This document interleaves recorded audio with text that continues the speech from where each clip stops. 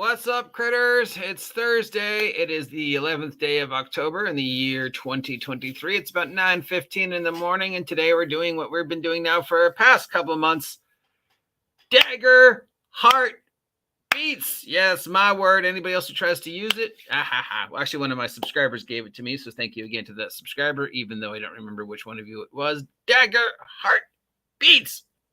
What, if anything, has come this week from the mysterious empire of Critical Role / Darrington Press? They have been in the news, but not for what we want them to be in the news for. And at this point, it's come on, guys, give us anything at all in regards to the now, Candle Obscura, Illuminated Worlds, Dagger Heart, From the Last Gasp. You've got 4 games that you are, supposedly tabletop role-playing game in the process of creating.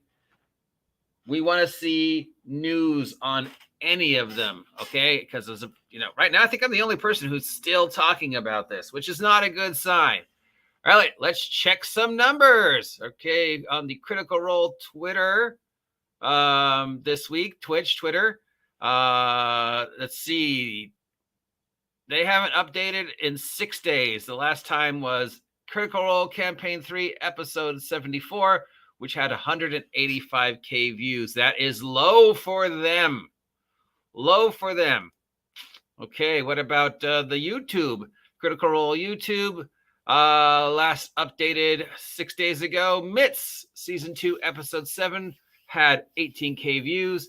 Night of the Living Bits, Episode 17, had 186K views. And Roots Between Worlds, Critical Roles, Campaign 3, Edition 74, had 207K views. That's more like it. I think it's safe to say you should probably give up at Mitts unless it's, kicking ass on the podcast scene, because 18K for you guys is enough. And the last Candle Obscura had 106K, which is okay, but I don't think that what it is. I think, again, guys, Lovecraftian, Victorian, urban, arcane horror, probably not the best choice to show off your new system. Okay, you want to go after a media that people instantly recognize and are instantly hooked to. So fantasy or sci-fi or a well-known video game like Zelda. But instead you went for a very obscure genre, Lovecraftian horror.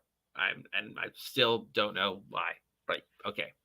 Now let's check out daggerheart.org. Currently, its webmaster is now Touch Dreams, so the original individual who was running it has, I guess, stepped down. Let's see, we got nothing new. Look, it's me. I did that one. So this site hasn't been updated in a while. And as for the Darrington Press site, it was last updated on October 10th to let us know that they have the Caper Cards Bells Hells card game currently available, where you get to play out a heist using cards. So it's another table card board game. Pick a lane. Okay, if you're going to do card and board games, fine. Focus on card and board games and just be like, hey, guys, the role-playing thing, nah, we're not going to do that. We're going to stay loyal to D&D because it's just easier. Or, hey, yeah, we're going to focus on the role-playing thing because that's what people want to see from us. And, the card game, board game thing really isn't working for us. Are these things actually making them enough money to be a viable income source for them? They're like, yeah, people really want to see Critical Role-inspired board games and card games like Caper Cards, because I don't think they are, but maybe I'm wrong. Thankfully, we should have some Q3 results coming soon in regards to sales and stuff like that. So we'll know how well their not role-playing games are doing. Any new news on Candle Obscura? Oh, what a shock. Any new news on Daggerheart? No, what a shock. Any new news on Till the Last Grasp, which they did you remember they just did their Mortal Kombat roleplay using Till the Last Grasp? No, that hasn't been updated in over a year. Okay, so yeah. Now on to the less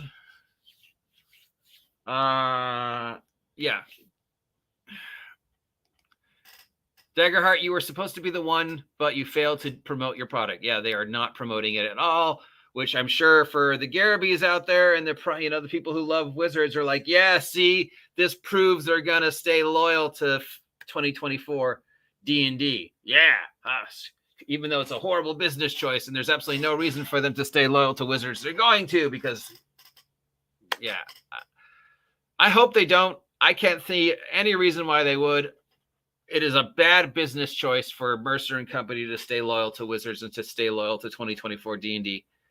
But what do I know? Because none of the choices they're making now make sense to me from a business point of view and an industry point of view. So either I'm completely wrong about how clever and smart and aware of the industry these individuals are, or they are playing the long game really well.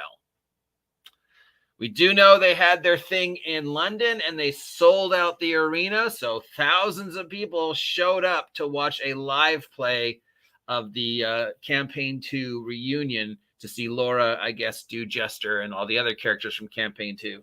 So that's good news for them. They were able to fill an entire stadium, arena, whatever, in Europe. Sadly, we have to end this with the Ashley Johnson news. Ashley Johnson of Critical Role and Last of Us fame was in the news again this week in regards to her legal actions against Brian Foster. Innocent still proven guilty. So, I have no say on this right now. But other individuals have come forward since then and also joined her in their claims that Mr. Foster emotionally and physically abused them. 6 females and 1 male individual have come forward since Ashley Johnson filed her restraining order in solidarity also with tales of Mr. Foster's abuse. Is this true? I don't know. That is for a court to decide, but it is related to what we're talking about. So as always, I hope that Mr. Foster gets the very much mental and emotional help he needs. And I hope Mrs. Johnson gets the help and support and mental and emotional support for the PTSD she might be suffering and whatever other consequences of this supposed, it hasn't been proven yet. Mr. Foster is still innocent until proven guilty in the eyes of the law.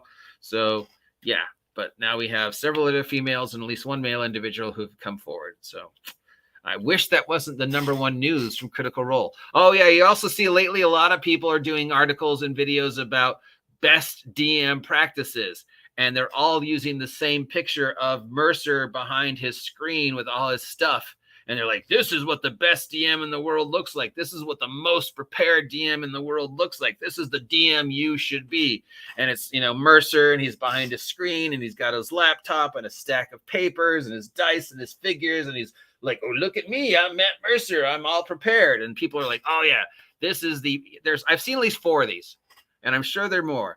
And all of them there's at least 4 videos I've seen in one post on Reddit / Twitter and Facebook about, again, Mercer, the best DM in the world. You need to be as prepared as he is. And if you're not, you fucking suck. So the one thing Mercer continuously says is stop holding me up. All right. Stop using me as the example. Stop using me as the expectation. And people continue to try and milk that Mercer magic by doing things like this. And even recently, as recent as last month, he again said the one thing he hates most about everything he's done is the reputation and the expectation and the people hooking onto his coattails. Critical Role only works because of the every factor Critical Role. And anybody trying to say, oh, you need to be just like Mercer to have a game just like Mercer, that's 100% bullshit. So let me just lay some facts on you to anybody who's seen these videos or these articles in the picture. That was a staged picture from 4 years ago, all right, as part of an interview. It is not recent. It is not even in the same set that they currently play on. So, yeah, it was a stage picture from an article he did like 3 or 4 years ago at the old set with the old setup. So you're using this picture as like how Mercer is prepared today and how great of a Mercer, DM he is. And like, this is the way you have to be in order. So stop it. Okay. Stop trying to hook your coattails on to Mercer and stop trying to hold him up to this impossible expectation, because you will only be disappointed and then you'll get angry. Your game wasn't as good as Mercer, so you fucking suck. And for anybody who's ever had to suffer from that, including me, you know that it is just impossible to be Matt Mercer. Only Matt Mercer can be Matt Mercer. And the fact that there are individuals out there who are still trying to milk this meme, you need to stop, okay? You need to stop trying to be the best fucking DM game master you can be. Find your own voice. Don't be Matt Mercer. Only Matt Mercer can be Matt Mercer. Nobody else can be Matt Mercer. You can be better, you can be different, you can be worse, but you can't be him, and you can't run a game like him. And no amount of building and plotting and preparedness and using a picture from 4 years ago can make you Matt Mercer. You will never run a game as good as Matt Mercer. You will only run the best game you can run. And your game will be unique to you. So stop trying to be him.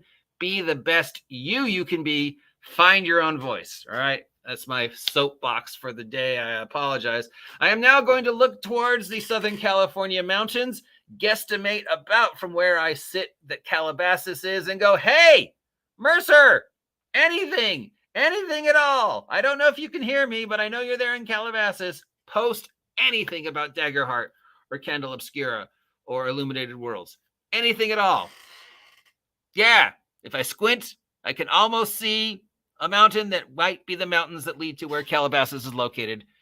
Yeah, because it's not that far from where I live if you have a car. Unless he's moved. Maybe they don't live in Calabasas anymore. I don't know. Anyways, that's it for this week's Daggerheart news. I wish I had more news for you, but maybe once they get done with this game convention tour they're doing, we'll get something. The year's not over yet, right? Right? I mean, it's only the second week of October. We've only got, a month or so to go, plus, till Christmas. They could still surprise us, right? Right? I remain hopeful, but yeah. Cautiously optimistic, I think, would be where I stand today. If you are cautiously optimistic, then why don't you take a moment to be as awesome as DM Kurt and subscribe to my YouTube. And also subscribe to DM Kurt's YouTube, because he's awesome. He's so awesome, I based a character on him in the forthcoming brand new Wretched Vigilantes book, Good Guys Never Win. Currently available at Giant Slayer Games. You can see the character record sheet of DM Kurt, who's a major NPC in the world of Wretched Vigilantes. You too could be a major NPC in the world of Wretched Vigilantes by just taking a moment to like, share, and subscribe, and of course picking up a copy of Wretched Vigilantes over at Giant Slayer Games. Till next time, see ya.